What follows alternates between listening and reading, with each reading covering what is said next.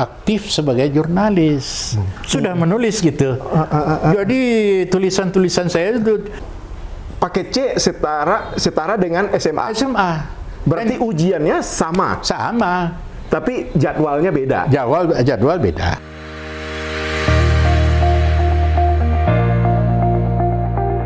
Assalamualaikum warahmatullahi wabarakatuh. Jumpa lagi bersama saya Samsir Rwandi dalam program Kupas Tuntas di liputansumbar.com. Kali ini kita akan memperbincangkan dunia pendidikan.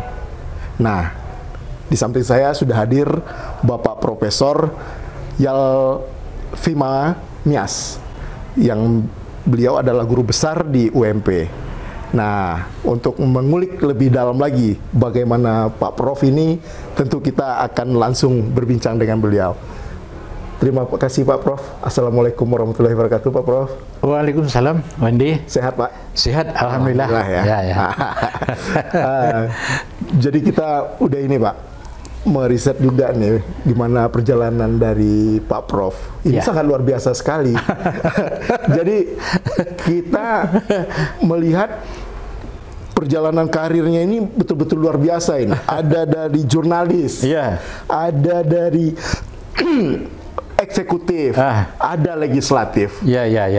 Dan sekarang guru besar di UMP. Luar biasa sekali perjalanan. Dan mudah-mudahan ini bisa memotivasi kita kaum muda, khususnya Pak, untuk bisa bagaimana dunia pendidikan ini betul-betul dinikmati oleh anak kaum muda sekarang Pak. Mungkin Pak Prof, langsung aja kita bicara mengenai sedikit kilas deh profil tentang Pak Prof nih, meniti karirnya gimana nih? Karir saya dimulai dulu waktu masih remaja tuh, Wendy. Jadi saya tamat SMA itu itu di MAN itu sekarang ya. MAN ya, Madrasah Aliyah Negeri, yang sebelumnya kan disebut PGA nama dulu. Oh, dulu PGA. PGAN MAN. Tapi tarafnya ke SMA. Kemanapun kita bisa masuk kan. Penting itu. Cuma kelebihan sekolah itu kan ada kita mempelajari ilmu agama. Tambahannya. Yang lain ada, matematik semua ada ya. Jadi waktu saya tamat SMA tahun 70 itu, berarti sudah tua sekali saya sebetulnya sekarang. Saya termasuk aktivis waktu itu di kampus, di Universitas Negeri Padang. Waktu itu kan masih IKIP namanya. IKIP. Dan saya masuk di jurusan geografi waktu itu. Nah, ketika sebelum saya masuk perguruan tinggi, saya sudah aktif sebagai jurnalis. Sudah menulis gitu. Jadi tulisan-tulisan saya itu tiap hari atau minimal sekali seminggu itu tetap ada. Baik dalam bentuk itu tulisan berupa sastra ya. Biasanya kan kecenderungan yang muda-muda kan bikin sastra, puisi, kan dulu cerpen. Saya juga begitu. Saya mulai di sana, belum jurnalis. Tapi waktu itu sampai saya setiap minggu itu di dalam ruangan ada puisi, ada cerpen, itu selalu ada cerpen yang saya buat. Jadi ini membuat motivasi saya tumbuh untuk menjadi seorang penulis. Benar. Nah, ketika saya kuliah itu, surat kabar di Sumatera Barat itu beberapa buah. Waktu itu kan kita belum punya medsos Kita baru surat kabar cetak, RRI, TV kan gitu. Nah, surat kabar cetak itu yang saya ingat waktu itu, waktu saya masih SMA itu ada Aman Makmur, yang di pemimpin redaksinya tuh Bapak Martias Pandu waktu itu. Nah, itu tulisan saya pertama di sana. Nah, kemudian ditutup korannya, kemudian muncul muncul kembali gitu. Harian Haluan, dia kan terbit tahun 1948 dia sudah ada. Kemudian kan dicabut izinnya oleh zaman itu akhirnya dia terbit kembali. Itu sudah tahun 70-an, saya lupa tanggalnya. Saya langsung bergabung di sana gitu, di Haluan itu. Haluan. Nah, di Haluan itulah saya diangkat menjadi reporter, pencari berita wartawan lah. Dan muda. Kemudian menjadi karyawan tetap malah. Gaji lumayan waktu itu. Haluan kan terbesar. Jadi keserannya bagus sekali. Saya digaji waktu itu mula diangkat saja gaji saya sudah 600.000. Luar biasa. Coba bayangkan tahun 70-an itu 600.000 uang sekarang gitu. Yang 6 helai yang merah itu. Jadi saya menjadi orang kaya rasanya. Seperti orang bank. Itu baru reporter. Belum pemimpin redaksi kan? Redaksi tidak tahu lah berapa kan. Di sanalah yang membuat saya termasuk membantu saya dalam biaya atau ekonomi untuk kuliah.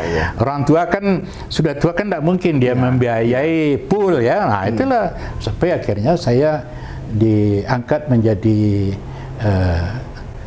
anggota dewan redaksi. Itu tidak sembarang orang waktu itu. Dewan redaksi itu setingkat di bawah pemret. Di bawah itu baru staf redaksi kan. Nah, di bawah itu lagi koresponden. Saya masih umur 22-23 sudah jadi dewan redaksi. Luar biasa. Itu dia tanyakan nanti kan. Karir jurnalistik itulah. Nah, kemudian karena saya itu sambil kerja secara kerja di haluan itu sampai malam ya. Cuma enggak ditentukan kalau 7.30 masuk enggak. Kita keliaran aja dulu nanti pulang nanti bawa berita aja. Sebelum cetak naik cetak. Nah, itu kemudian itu untungnya saya enak bagus lah waktu itu ya. Nah, jadi saya pun bisa beli Vespa, bisa beli motor ya. Zaman itu sangat langka orang pakai itu. Ya kan? Sama beli mobil ya dulu. Nah, saya sudah punya motor waktu itu. Dan kemudian saya kuliah di jurusan geografi ya. Tamat tahun 74. 74 itu saya tamat itu. Namanya sarjana muda. Ya. Detailnya waktu itu ada yang BA, ada yang BSc kan. Kalau sekarang kan D3 namanya. Tapi itu lumayan zaman tuh. Enggak banyak itu yang S1 enggak banyak. Terus kemudian tahun 76, tahun 77 tahun 76 saya lupa tanggalnya. Oleh pemimpin umum waktu itu Pak Haji Kasuma namanya, pemimpin redaksi, mungkin Wandi masih ingat namanya Bapak Anas Lubuk. Masih ingat kan? Ada. Jadi panggilnya saya, mungkin tidak tahu lah apa sebab. Panggilan saya kan Yal, marilah kami pindah ke Tinggi Lemwah. Jadi mana ada seorang lah yang mau kenal ke tinggi jurang deh.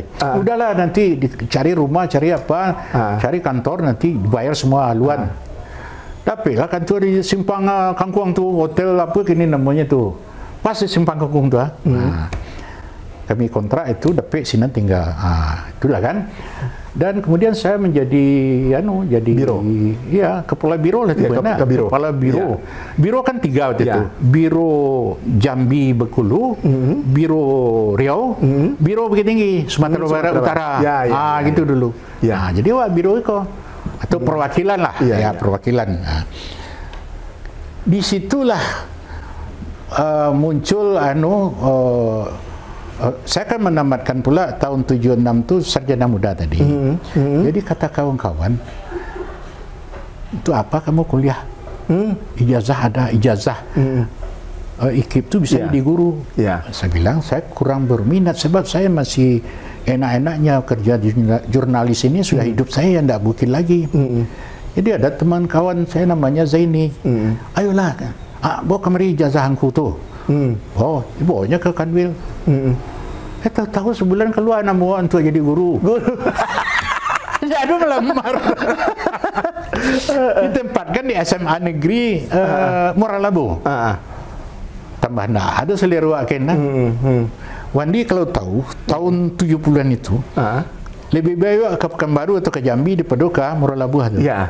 Jalannya tu tidak selesai ke banyak. Jadi cerita kawan-kawan, kami kalau kau ke Moralabu, dia biarlah ke Pekanbaru pahit. Jauhnya sama je. Sebenarnya kan dah cuma kan jalan tu dah bagus. Jadi saya tolak Wandi jadi guru. Jadi datang Pak Dr. Andos Maturi, Kepala Bidang Pendidikan Menengah Umum namanya. Orang Sunda tu rumah. Jadi waktu datang ke Kanwil mengecen nambu ke Manulak tu, oh, jangan ya, elok Pak tu. Jadi kamu maunya kemana aja? Itulah tu. Kalau mau kemana itu Padang semua. Enggak Padang penuh. Coba kota-kota lain, kota kedua Bukit Tinggi. Bukit Tinggi bisa. Kemana? SPG. Itulah. Aku bekas SPG dulu SPG. Di tempat kalau di SPG di belakang balok ko kan belakang balok. Jadi guru. Cuma 2 tahun ya. 2 tahun jadi guru.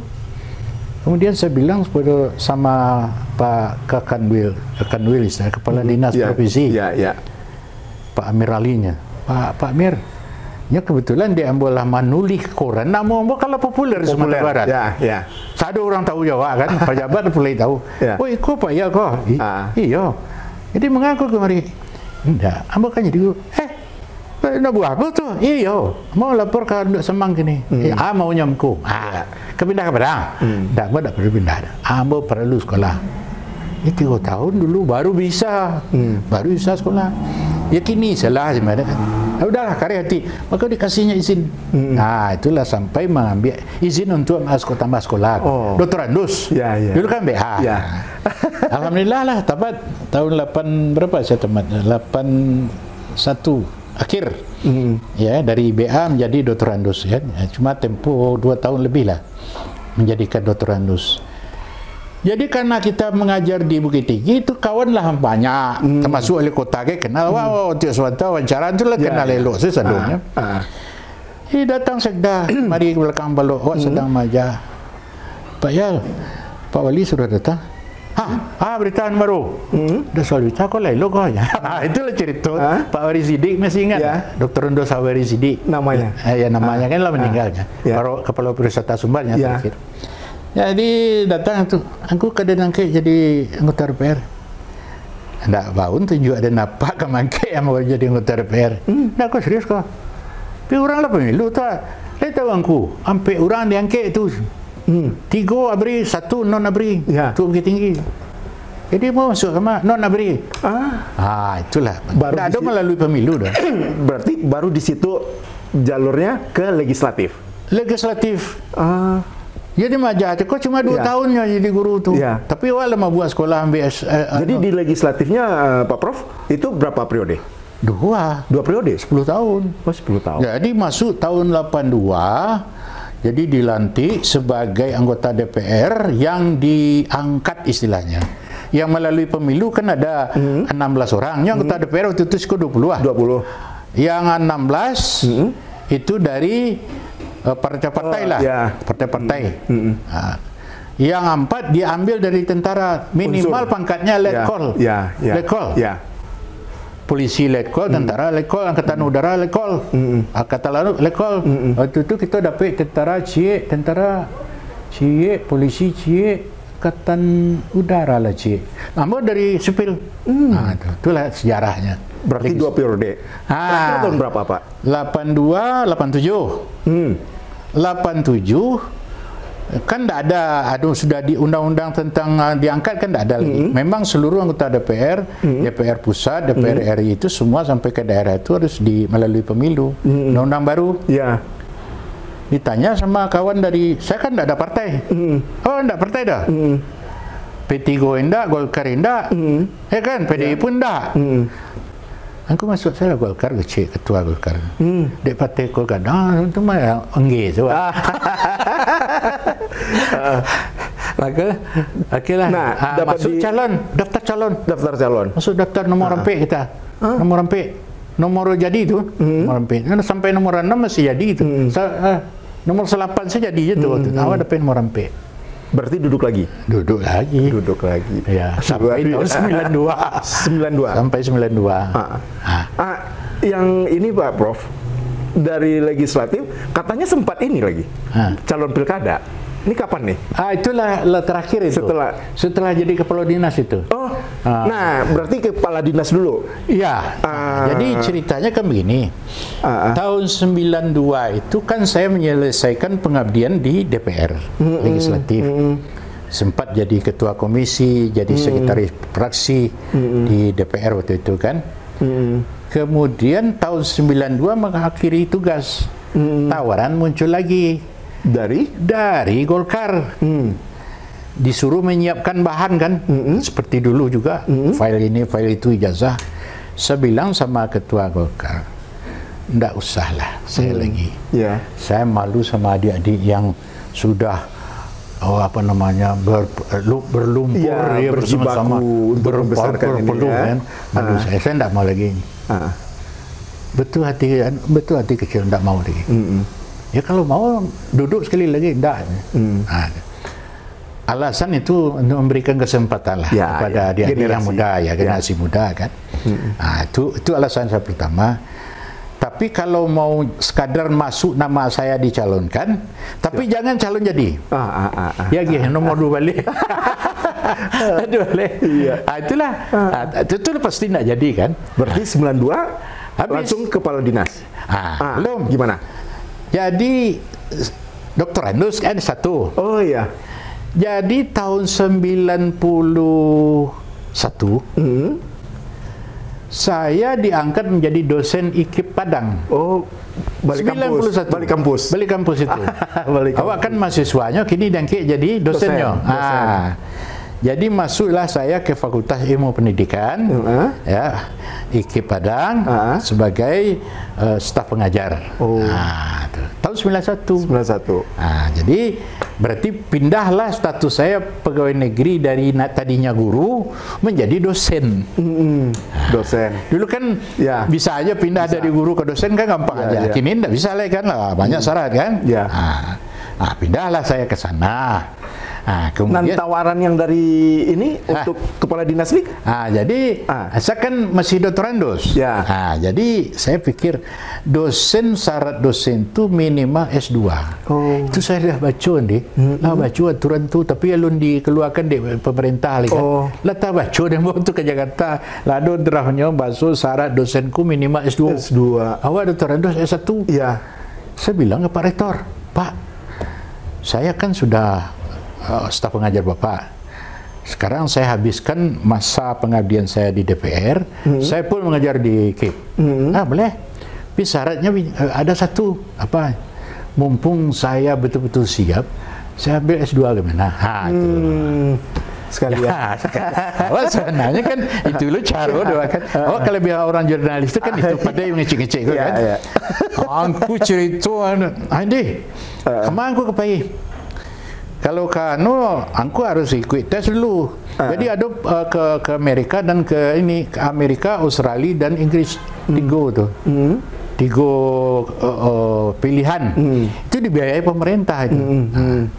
Jadi kecil mah.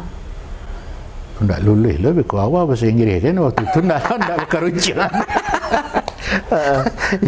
Tidak usah lah mau ke Amerika tu Pak. Orang mungkin adik-adik mu lebih muda lah. Maka aku nak mau, tapi aku minta aja. Dah mau ke Malaysia salah. Itu tu. Jadi Malaysia tak ada biasa. Biarlah dia bayar sendiri, yang penting apa lagi izin. Gitu. Okey kata dia. Kalau mau pergi ya kami tidak akan mengusahakan beasiswa, tapi kalau mau ke Amerika, Inggris dan Australia ikut tes beasiswa. Ya, lulus angkut tes dulu. Beasiswa pasti dapat itu. Awak itu nak takuyan. Kalah awak je nak muda tu. Awak lah hampir puluhan tak berapa kan nak dilawan umur 30 25 kan tak mungkin kan. Okey Pak, tak usah Pak. Kalau karya tiangku ke Malaysia lah, cak kualitas Malaysia. Tak tahu Pak nak jalan daki. Ada je naik ferry itu tiba dia melekat. Okeylah. Itulah sejarahnya.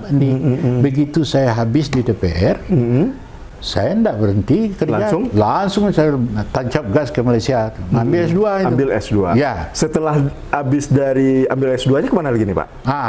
Setelah S2 itu kan saya masuk kan tidak langsung tahun 92 nih.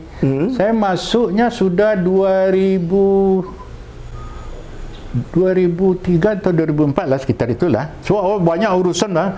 Harus izin seknek, harus deplu, banyak urus menyurik saya bila 6 bulan tu. Akhirnya awak akan dapat paspor ya, paspor diplomatik dah. Paspor langsung dikeluarkan di deplu. Jadi akhirnya berangkat di situ. Sebenarnya cerita berangkat kok panjang ceritanya, tapi kesimpulannya itulah aja lah. Kuliah di situ yang tanpa beasiswa. gaji itu yang di UMP IKIP itu. Itu gaji tidak sampai mungkin sekitar 1.200.000 lah waktu itu ya. Tidak jauh cukup itu. Ya, jadi anak-anak. Jadi selesainya di Malaysia kapan, Pak? Berangkat. Tahun? Selesai. Ya, akhirnya selesai berangkatnya juga. Pastinya tuh 2003-2004 lah. Ya kan? So 2005 saya sudah tamat tuh. Terus balik lagi ke UMP? Balik lagi.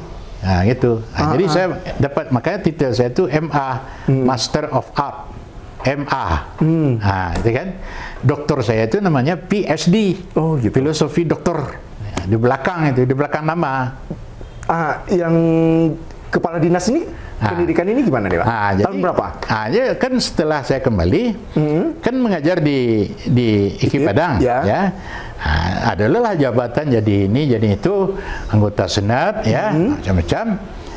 Kemudian saya pikir lagi, kalau S2 ini, saya lihat yang senior kok doktor-doktor saja, ya kan? Awak bilang lu kan doktor. Itulah motivasi itu muncul dari dalam, bukan dari orang gitu. Iya. Awak saja pikir ya. Mulai dari doktoran itu sampai S2 kan dari dalam menggerakkan sendiri. Itu digerakkan di hati dalam. Aku harus mengambil S3 itu kecil hati. Maka kembali lagi saya ke Malaysia itu tahun 98 tak salah itu. 98. Ketika Pak Arto jatuh itu 98. Ya. Itu saya di Malaysia tuh di. Itu saya tamatkanlah S3. S3. S3. Jadi dalam S3 itu kan kita bolak-balik. Sebab Malaysia itu lah daki sudah. Ya. Bang gua daki ya. Naik auto Merahsari atau travel pagi malam pagi wala tiba di Jeno tu di mana mau Dumai ya? Dumai itu hanya barang jauh sebalik tiba di Malaysia. Kan? Nah, siang hari beko bisa kuliah tu. Jadi akhirnya 93. Ya, jadi 98. Saya bolak-balik ini. Bolak-balik kan. Ongkos kan murah naik kapal kan. Jadi tawaran jadi kepala dinas pendidikan kabupaten. Waktu saya ambil S3. Oh, S3. S3 belum kelar. Belum kelar. Tapi ada tawaran. Waktu saya ke kampus ini kan sudah kampus nih. Ya. Nampak Pak Jupri, ingat Pak Jupri, wali kota. Wali kota. Ini kan keluar dari rumah putih tu rumah dinas. Oh ya. Yo buka kaca jo. Hai, kecilnya. Saya Pak Wali, Pak ya, Pak. Ketua dia. Bila Pak? Beko tak ketua aja. Itu kayak gitu. Yo dari tu sama seorang tu. Buka kaca. Awak boto kan? Ada. Hanya buka kaca tu nampak ya Pak Wali mah. Jadi Pak. Ambo ada tu ke. Jadi akhirnya tengah hari mau pergi ke ketuanya namanya. Ditawarkan? Ditawarnya Pak Wali. Aku didanga bolak-balik Malaysia, mengakin ambil S3. Oh, lah selesai. Lu lepak aku setahun lalu Allahu alam ke. Itulah kan. Tu cara biaya ke. Indah do bahan bisa saya bahan pina jale S2 tamai. S3 ko le tonton tamai itu. Ya. Itu kok serius itu kan. Jadi, Bapak Kau jadi kepala dinas kau banyak sih. Itulah Pak Jupri ke macam. Tahun 2003. 2003. Jadi tahun 2000-an tu. Jadi jawapan pun ni, kau mau tamatkan dulu S3 banyak. Sebab kalau ambo diangkat, Pak, ambo tu lah terkabit je Pak le. Bila kata Mike tu, ada masalah tu.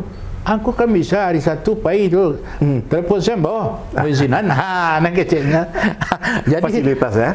Jadi kan lah ada satu kemudahan.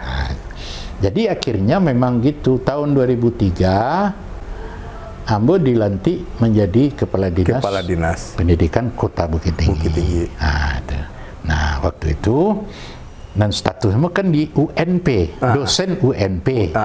Maka Pak Wali Bukit Tinggi mengirim surat kepada rektor UNP meminta Yalfe Mamias untuk kami berdayakan ya, diberdayakan menjadi kepala dinas Kota Bukit Tinggi. Luar biasa, Pak. Jadi nyebut surat ke Pak rektor kan. Ya, di di kepala dinas ini berapa tahun ya Pak? 2 periode. 2003. 2004, selesai? 2005, 2006, sampai 2010. 2010? Iya. Luar biasa. Padahal zaman sekarang paling kepala dinas ini hanya cuma 2 tahun. Ini 10 tahun. Kurang. 2010 no? Jadi berarti 7 tahun lah. 7 tahun. 7 tahun, 2 periode. Kan luar biasa, Pak. Ya, aduh. Nah, jadi waktu itu, waktu di Pak Wali minta secara tertulis kepada rektor UMP, nama kan masih IKIP waktu itu namanya, di balik di rektor, prinsipnya kami tidak keberatan saudara wali kota mengangkat staf kami nama Yalfem Amias, MA, Wakil Doktor untuk menjadi kepala dinas. Itu surat balasan dan sudah lancik sekali. Diantaranya lah di Pak Rektor seluruh dekan-dekan mantan kemari UBA Selapan. Ya, nah Pak Prof, dari jabatan kepala dinas nih, apa yang dibawa untuk pembaruan pendidikan di Kota Bukit Tinggi? Nah, jadi itu yang menarik pertanyaannya. Waktu saya dapati kondisi pendidikan di Bukit Tinggi, ya biasa-biasa saja. Kalau dilihat indikator dari segi indikator misalnya hasil ujian misalnya, itu kan salah satu kan. Indikator ujian dari seluruh kota kabupaten di Sumatera Barat, berapa kota kabupaten kita ini? 17 atau berapa itu ya? Kota Padang, Kota Bukit Tinggi, Kota Solo, semualah berapa lupanya? 19 kota kabupaten. Maka ranking Bukit Tinggi pada waktu nomor 8. Wah, nomor 8. Ranking 1 ya Kota Padang. Iya kan? Iya. Nah, kemudian yang lain-lain. Jadi itulah yang saya genjot di. Keuntungannya saya orang perguruan tinggi secara teoritis dan didaktis kan saya lebih paham. Ya. Dari kepala dinas yang selama ini diangkat. Ya. Orang pemerintahan struktural. Ya, struktural. Ya. Kalau saya kan orang murni pendidikan. Nah, maka yang saya lihat permasalahan waktu itu adalah kenapa Bukit Tinggi ini dari indikator seperti ini. Indikatornya banyak tadi. Ya. Ini salah satu ujian akhir aja lah. UAN dulu itu. UAN istilahnya. UAN sekarang UAS ya. UAS. Nah, jadi saya lihat nomor 8 rata-ratanya, ya kan? Artinya dari peringkat-peringkat itu dipukul ratakan ada tingkat SD, SMP, SMA, ya kan? MA, ya kan? STM, semuanya kan itu seluruh di bawah saya itu, ya kan? Itu nomor 8. Caranya. Karena kita orang perguruan tinggi, maka pada waktu itu saya lakukan namanya tes diagnostik. Jadi tes diagnostik ini mentes kemampuan capaian akademik seluruh siswa di Kota Bukit Tinggi yang sekian ribu orang itu. SD dengan soal-soal SD, SMP, negeri, swasta semua, ya kan? Sekian itu. Ya, guru itu 6.000 banyaknya. Nah, itu dites semua tuh. Tapi yang saya tes itu bukan guru, murid. Kan lucu kan? Jadi nampaklah peta, peta penyebaran kemampuan capaian siswa masing-masing sekolah. Kalau di sekolah ada di Bukit Tinggi SMP-nya 8 lah tahu atau ini lemah nih, ini bagus nih. Katakan apa misalnya mata pelajarannya? Bahasa Inggris, matematik, IPA, IPS, bahasa kan banyak tuh. Jadi rupanya setelah saya tes beda-beda. Misalnya SMP 1 hebat di bahasa Inggris, di matematiknya anjlok. IPS-nya biasa. Bahasa Indonesianya bagus. Di SMP 2 lain lagi, bahasa Indonesianya hebat, matematiknya anjlok. Nah, itulah saya petakan dulu. SMA, negeri swasta petakan semua. Kan nampak. SMP 1, SMA 1 anak lemah. Ternyata yang lemah bahasa Inggris misalnya.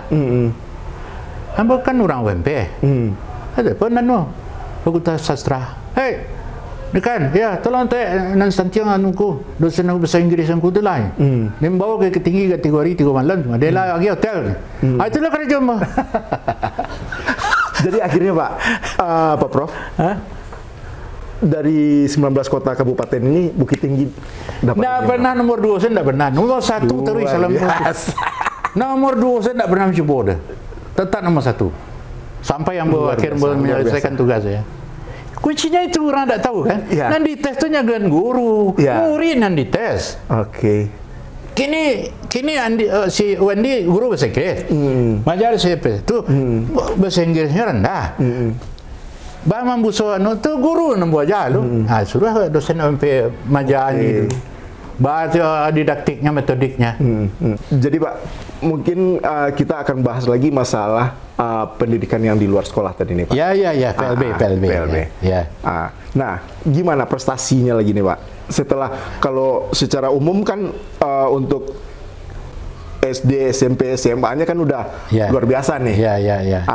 Terus ada yang di luar dari ini nih, sebagai kepala dinas. Kota Bukit Tinggi. Tentu ada yang di luar dari formal dan informalnya lagi. Mungkin yang lainnya, Pak. Nah, jadi waktu itu walaupun jumlahnya tidak sebanyak di sekolah yang formal ya, tapi dia tetap ada tiap tahun. Nah, jadi caranya kita kerjasama dengan kelurahan, RT RW lah. Kalau ada yang tidak bersekolah, yang masih buta huruf, nanti kita panggil ya untuk segera mendaftar ya di tempat yang kami sediakan. Gitu.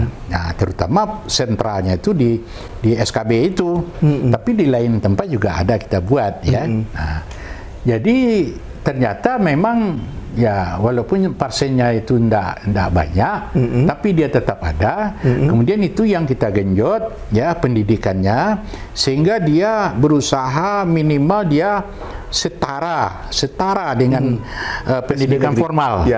Formal SD, SMP atau SMA tadi. Nah, jadi kemudian untuk bersemangat dia itu tamatan dari yang namanya paket istilahnya paket A boleh ke SMP, paket B boleh ke SMA, saya bilang.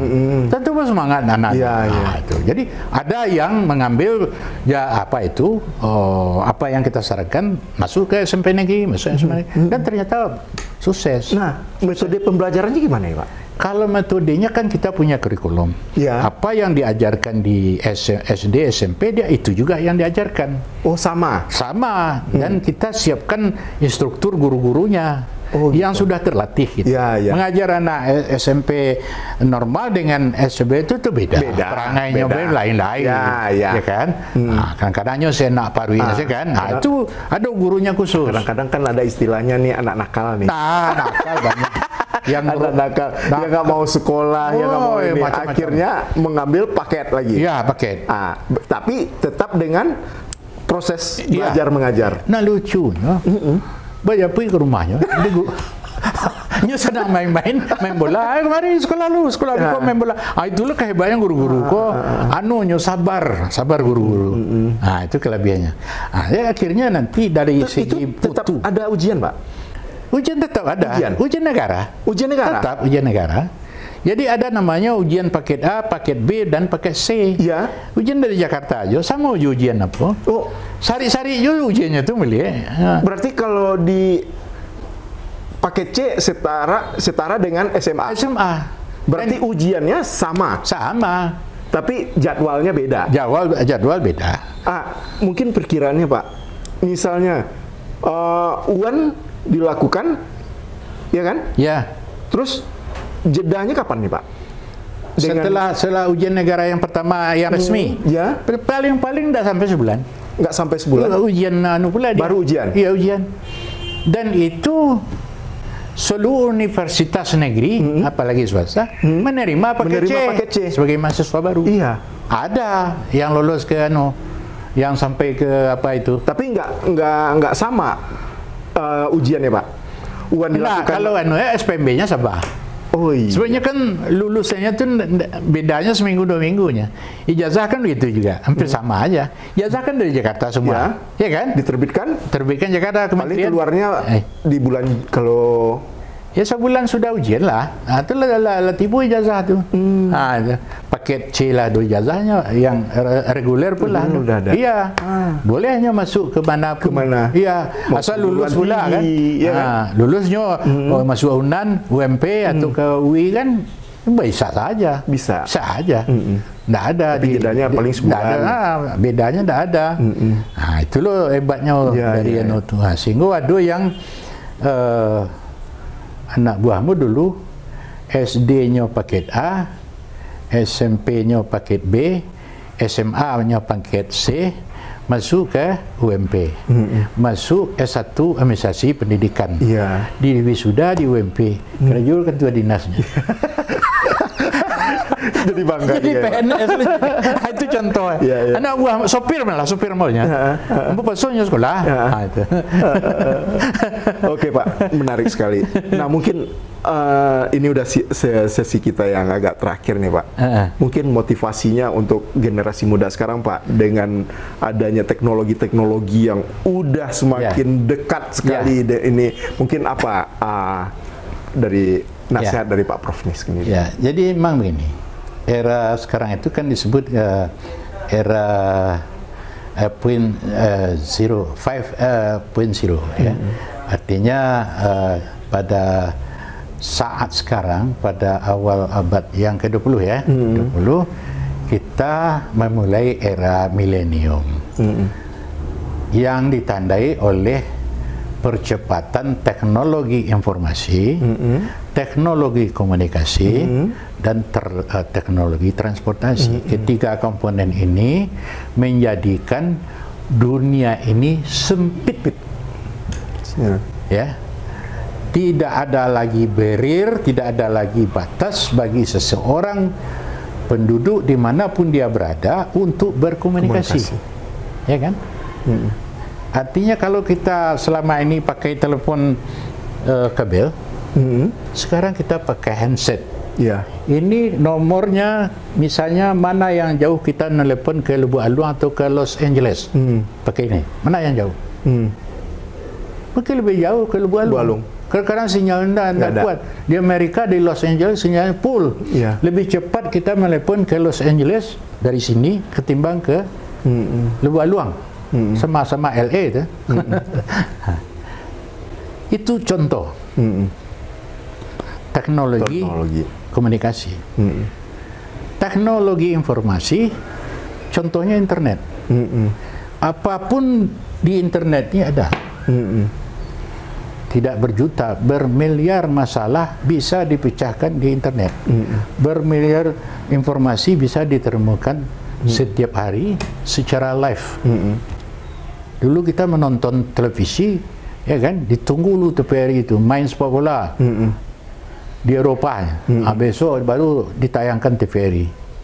Sekarang menit itu Piala Dunia, ya, disepak orang di Eropa itu, detik itu juga kita bisa menyaksikan melalui televisi atau HP. Itu contoh bahwa kepesatan teknologi informasi dan teknologi yang lain yang tiga tadi. Nah, salah satu adalah itu menyeruak kepada masyarakat kita, baik itu berada di kota-kota maupun desa-desa, sehingga tabir sekat yang selama ini tertutup itu terbuka, sehingga seolah-olah semua itu menjadi transparan. Nah, jadi oleh karena itu, kalau dunia ini transparan, yang selama ini Indonesia saja, sekarang melampaui Indonesia. Informasi apa-apa kejadian Indonesia itu hal yang biasa kita lihat. Tapi kalau itu dari Amerika, Eropa, itu hal yang tidak wajar selama ini. Tapi itu sekarang bisa. Channel apapun TV itu bisa. YouTube, apapun YouTube-nya bisa, jutaan bisa dilihat. Nah, disinilah muncul sebuah tantangan. Tantangan era baru itu adalah masalah nanti kembali kepada sumber daya manusia kita, ya kan? Tugas untuk menjadikan sumber daya manusia itu berkualitas yang baik itu diserahkan kepada dunia pendidikan.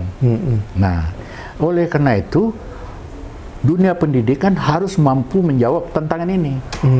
Dunia pendidikan tidak boleh dia berlengah.